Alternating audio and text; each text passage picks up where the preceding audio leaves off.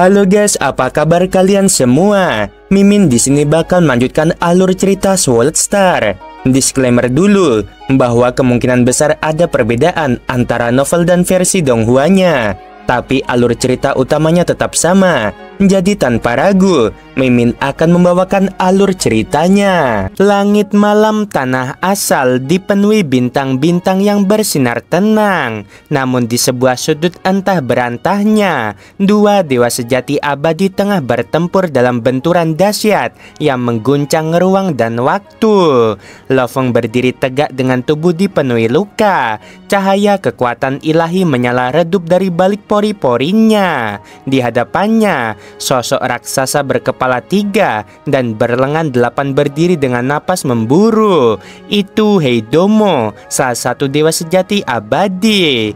Dengan satu tarikan napas, Lo Feng melepaskan ribuan serangan tombak ilusi dalam sekejap. Gelombang serangan itu mengguncang dimensi, mengoyak angkasa, dan menggema seperti tabuhan perang di seluruh ruang pertempuran. Namun, jurus pamungkas itu bukan tanpa harga. Seketika setelah selesai, tubuh Lo Feng seolah melemah. 1/10 kekuatan ilahinya lenyap hanya dalam satu jurus. Meski begitu, hasilnya mengejutkan. Tubuh Heidomo masih berdiri kokoh. Dia masih bisa bertahan, gumam Lo Feng dengan kaget. Ketiga kepala Heidomo menyipitkan mata bersamaan. Tatapan mereka dingin dan penuh perhitungan. Aku tak bisa mengalahkannya dengan teknik biasa, pikirnya. Untuk menghabisinya, aku harus menghancurkan tubuh dewa miliknya dalam satu serangan. Tak ada jalan lain, aku harus menggunakan teknik tombak langit hitam. Heidomo meraung sebelum tubuhnya meledak dalam semburan energi. Gelombang kekuatan yang menggila menyembur keluar dari tubuhnya. 50% tubuh dewanya terbakar seketika, menyulut seluruh kekuatan yang ia miliki ke dalam 8 tombak hitam yang bergetar dengan nyala kematian. 8 tombak itu terayun serentak, lalu menghilang.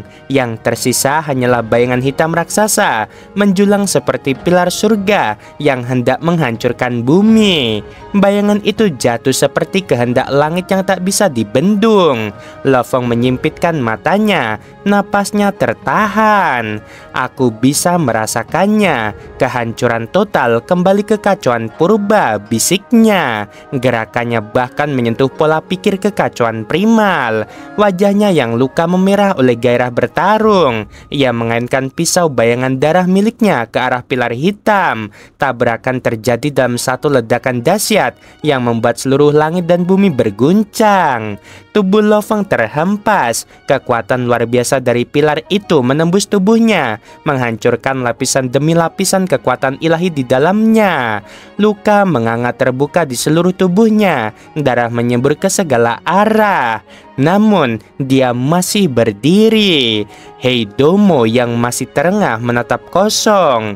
Mengapa tubuhnya belum runtuh? Bisiknya tak percaya. Setengah kekuatan dewanya telah dia bakar. Bahkan sebelumnya ia telah menguras banyak energi saat menahan teknik Lo Feng. Kini yang tersisa padanya hanya 30% kekuatan. Jurus terlarang lain tak mungkin bisa ia gunakan. Di udara, luka Lo Feng mulai sembuh perlahan. Ia menatap Heidomo dengan dingin.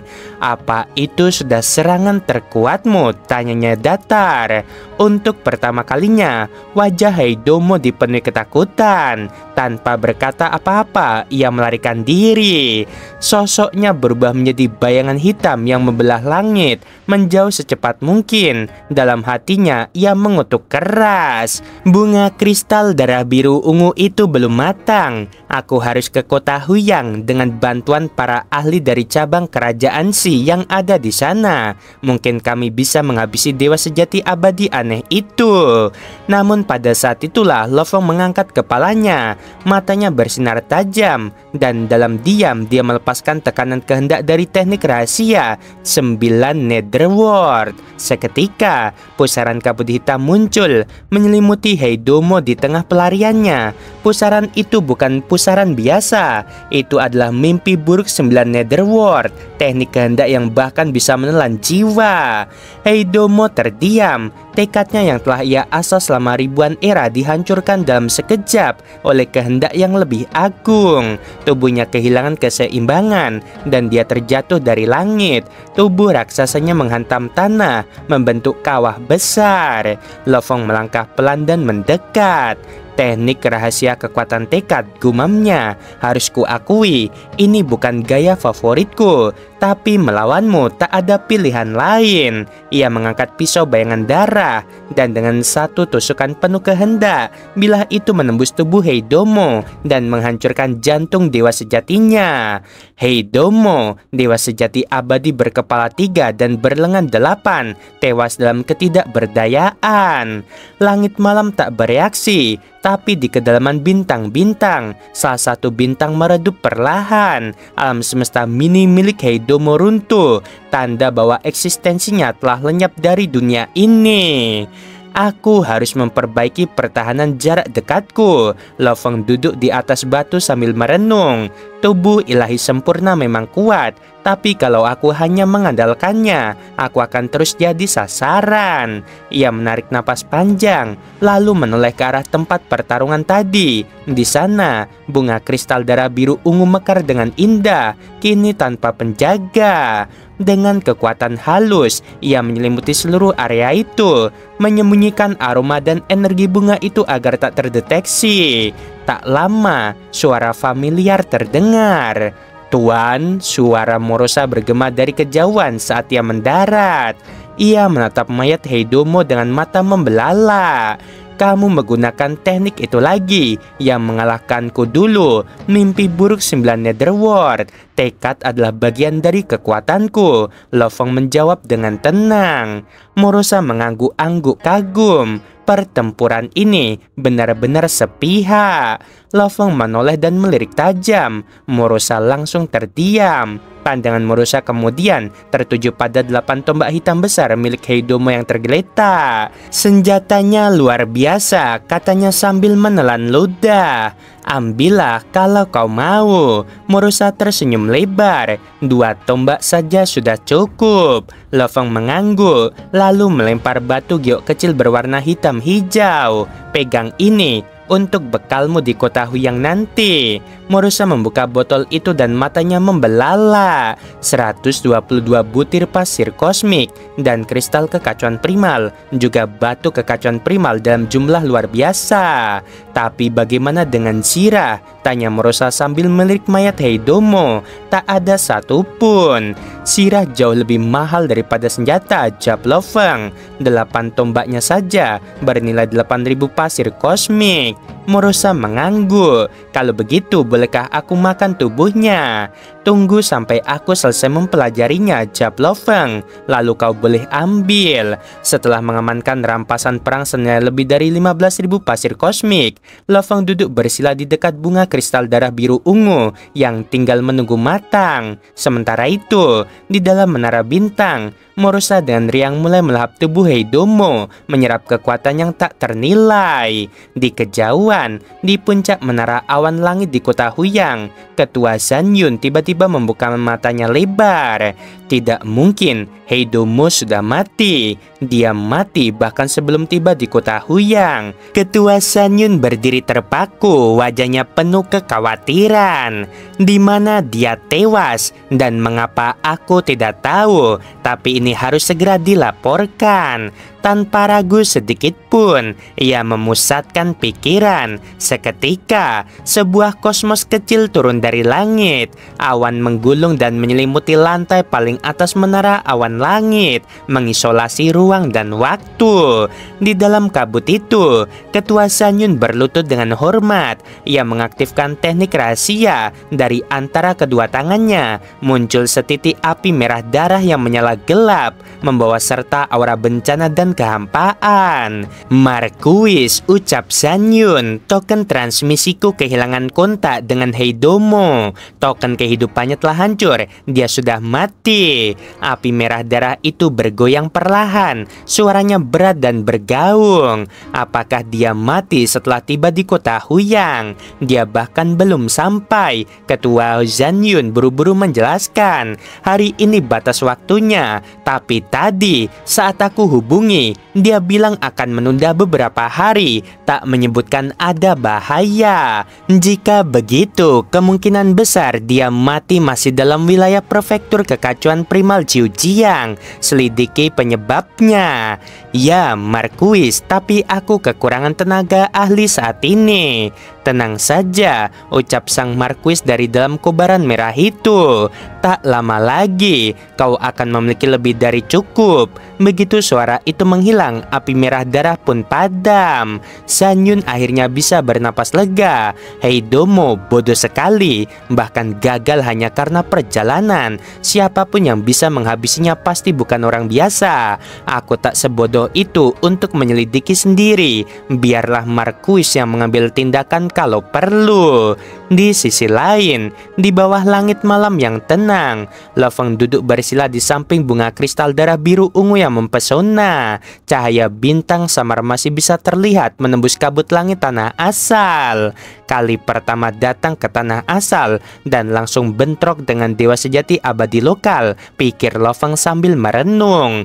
Kelemahanku sangat terlihat. Teknik rahasiaku belum matang, hanya tubuh ilahiku yang membuatku bertahan. Lo Feng tahu kalau lawannya menggunakan teknik jebakan, ia mungkin sudah tertangkap. Satu-satunya harapan hanyalah kekuatan tekad dan harta rahasia mekanik yang masih belum ia gunakan penuh. Musuhku berikutnya bisa saja setara dengan 3 penguasa kerajaan Si. Aku harus memperkuat diri, fokus pada diagram kekuatan agung kekacauan primal dan 9 pedang penghancur dunia. Ia mengangguk sendiri dan tentu saja latihan tekad lewat teknik Li Yuan. Lo Feng membuka matanya sedikit, memperhatikan bunga di sampingnya yang kini mulai memancarkan cahaya lembut dan aroma yang semakin kuat. Sudah hampir matang, bisik Lo Feng. Beberapa saat kemudian, kelopak bunga itu terlepas dan melayang perlahan ke tanah. Dengan sentuhan kekuatan suci, Lo Feng mengangkatnya dan menyimpannya ke dalam kotak kayu. Aku bukan penduduk asli tanah asal, jadi tak bisa menggunakan metode kultivasi garis keturunan, tapi bunga ini tetap akan berguna. Sementara itu, sebuah perahu terbang mengambang diam. Di dalamnya seorang pemimpin klan dan belasan dewa sejati duduk dalam diam. Mengapa kita dikurung di sini? Bisik salah satu dari mereka. Jangan-jangan kita dijadikan subjek uji coba oleh orang kuat itu. Pemimpin klan tertawa kecil. Kalau bukan karena yang mulia itu, kita semua sudah mati. Diselamatkan oleh makhluk seagung itu adalah anugerah, bukan kutukan. Kalau mereka butuh sesuatu dari kita, anggap saja itu kesempatan. 2 dewa sejati muda, yaitu Souyi dan Soyun, saling menatap gelisah. Apa yang harus kita lakukan, pemimpin klan? Tanya Souyi dengan lirih. Kita tunggu saja, bersabarlah. Kita di tangan seseorang yang kekuatannya melampaui nalar. 3 hari berlalu, Lo Feng bangkit dari meditasi panjangnya. Aku mulai memahami bentuk awal dari 9 pedang penghancur dunia dan Li Yuan. Masih jauh dari sempurna, tapi ini awal yang baik. Saat langit mulai terang, kabut di sekitarnya mengalir lembut. Namun di atas sana, bintang-bintang masih terlihat, tanda bahwa tanah asal tidak mengikuti hukum waktu biasa. Hari di sini rasanya seperti setahun di bumi, gumamnya. Tiba-tiba, matanya menyimpit di kejauhan. Sesuatu yang besar menarik perhatiannya. Morosa, Moyuhu, ikutlah denganku. Kita menuju kota Huyang. Baik tuan, jawab Morosa penuh semangat. Moyuhu menunjuk pada kejauhan. Yang mulia, lihatlah, di sanalah gerbang timur kota Huyang. Kota ini adalah satu dari 3 kota besar di prefektur Jiujiang. Lo Feng melihat ke cakrawala dan tak bisa menahan kekagumannya. Dinding kota itu menjulang lebih tinggi dari gunung manapun dan ukurannya seolah menembus langit. Di sisi selatan tembok melayang sebuah tanaman hijau raksasa dengan banyak cabang, dilalui oleh para dewa sejati yang datang dan pergi. Di sisi lainnya, oktahedron emas melayang juga penuh dengan lalu lintas para makhluk abadi. Itu adalah 2 markas dari 10 legiun agung di kota Huyang, jelas Moyuhu. Yang di selatan adalah legiun Jiao Anggur dan di utara legiun Gyo Emas. Lo Feng tersenyum kecil. Lo Feng menatap ke depan lalu berkata lagi, masing-masing legiun memiliki harta karun rahasia aliran mekanik raksasa. Sayap sawu miliknya memang harta luar biasa, dirancang khusus untuk digunakan oleh satu individu. Namun raksasa-raksasa mekanik yang berdiri di kejauhan itu, mereka adalah senjata tempur legiun. Nilai mereka jauh lebih besar dan dibutuhkan ratusan dewa sejati untuk mengoperasikannya. Moyuhu yang berdiri di samping Lo Feng menjelaskan dengan nada penuh hormat, setiap dari 10 legiun agung kota Huyang dipimpin oleh dewa sejati abadi. Mereka membawahi banyak dewa sejati ruang hampa, bahkan ratusan dewa sejati lainnya. Bersama harta mekanik raksasa itu, mereka bisa menandingi sebagian kekuatan dari alam kekacauan primal. Lo Feng mengangguk pelan, memahami skalanya. Sayap sawu memang hebat, tapi itu hanyalah alat pribadi. Harta kelas legiun jelas berbeda di level yang berbeda. Bahkan prajurit paling rendah di bawah 10 legiun agung berada di tingkat ke-9 dewa sejati. Lanjut Moyuhu dengan nada terkagum. Dengan pasukan sebesar itu, ditambah Garda Huyang, mereka bisa menyingkirkan siapapun dari kota Huyang. Lo Feng mengangguk lagi, lalu dengan lambaian tangannya mengeluarkan perahu terbang yang sebelumnya ia selamatkan, beserta sekelompok pemimpin suku dan lebih dari 10 dewa sejati. Saat mereka melihat kota Huyang menjulang di kejauhan, aura keagungan kota itu membuat mereka serentak menunduk hormat. Kami memberi hormat kepada Yang Mulia. Lo Feng memandang mereka dengan tenang. Apakah tujuan kalian kota Huyang? Sang pemimpin klan mengangguk cepat. Benar, kami berencana menuju ke sana sebelum bencana itu menimpa kami. Kami sangat berterima kasih atas penyelamatan Yang Mulia. Lo Feng tersenyum tipis. Kita berpisah di sini. Tanpa menunggu balasan, ia pun terbang bersama Morosa dan Moyuhu, langsung menuju gerbang kota timur yang megah. Para dewa sejati suku itu hanya berdiri terpaku dan terpana.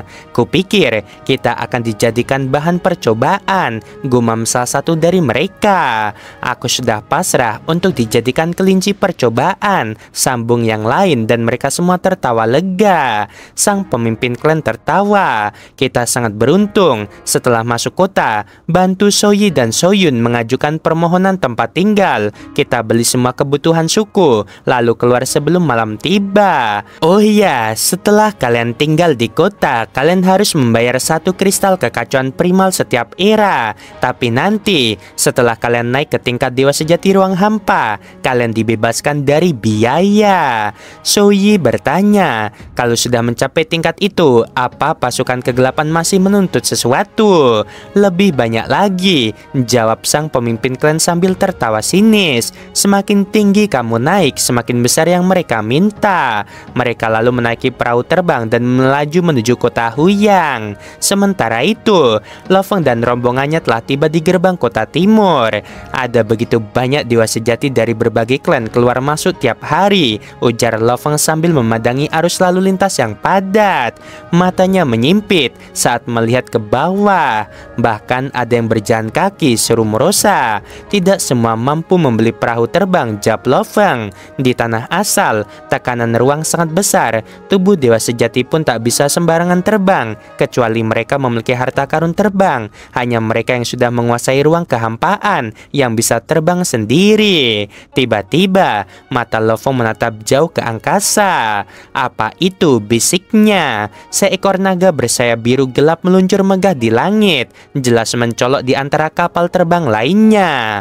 Itu naga sayap Chi, harta karun aliran mekanik yang dioperasikan pasukan elit Legium Huyang, kata Mo Yuhu dengan nada bangga. Butuh 100 lebih dari dewa sejati ruang hampa untuk mengendalikannya. Kecepatannya luar biasa dan bisa menandingi dewa sejati abadi. Kapal-kapal terbang di sekitarnya dengan sigap memberi jalan. Di dalam naga sayap Chi, seorang wanita berbaju sirah dengan 4 tanduk ungu sedang berdiri angkuh. Di sekelilingnya ada beberapa anggota tim elit, termasuk seorang pria muda dengan aura luar biasa. Itu Gao Wushui, murid kesayangan dari Panglima Legiun yang bernama Mo Lisiao. Akhirnya kembali ke kota Huyang, desah wanita berekor halus di sampingnya. Kau aman karena ada kakak senior Gao Wu, kata wanita bertubuh tegap di sisi lain. Tak ada yang bisa menjebak kita di alam liar. Gao Wushui hanya menjawab datar. Jangan pernah meremehkan bahaya. Sekali kau lengah bisa tamat. Tiba-tiba matanya menyimpit. Ia merasakan sesuatu. Ada seseorang, gumamnya. Kakak senior, apa itu? Tanya rekannya. Gao Wu menuju keluar jendela. Pria bertanduk emas gelap itu, dia dewa sejati abadi tapi asing. Tatapan semua orang langsung tertuju pada sosok Lo Feng, dewa sejati abadi yang aneh, bisik salah satu wanita. Mereka tahu di kota Huyang, status sosial tak lagi berarti jika berhadapan dengan dewa sejati abadi misterius. Satu kesalahan saja bisa berakibat fatal, dan pihak berwenang pun tak akan ikut campur. Lo Feng, Morosa, dan Mo Yuhu kini telah memasuki kota Huyang. Di dalamnya, gedung-gedung menjulang, awan dan kabut membentuk landscape surgawi. Formasi besar kota sedang aktif, gumam Lo Feng. Seluruh kota tersegel secara spasial, tak ada yang bisa keluar masuk selain lewat gerbang. Mo Yuhu menunjuk sebuah bangunan raksasa. Itu dia, aula kekacauan primal, tempat semua urusan tempat tinggal diproses. Mereka mendarat di depan istana yang menjulang dengan 3 lantai. Lantai 1 untuk dewa sejati biasa, rumah gratis tapi ada biaya hidup. Lantai 2 untuk dewa sejati ruang hampa, harus membeli rumah. Lantai 3 untuk dewa sejati abadi, layanan eksklusif. Tanpa ragu, Lo Feng memimpin mereka langsung ke lantai 3. Begitu mereka tiba, 2 pejabat langsung muncul dengan penuh hormat. Kami memberi hormat kepada yang mulia, ucap mereka serempak dan menunduk. Lo Feng mengangguk tenang. Aku ingin tinggal sementara di kota Huyang. Aku butuh tempat tinggal. Dan dari sinilah perjalanan Lo Feng di kota Huyang dimulai. Kota megah yang penuh kekuatan, rahasia, dan kemungkinan konflik yang akan menguji batas seorang dewa sejati abadi. Sebelum video berakhir, Mimin mau bilang sungguh membagongkan. Terima kasih.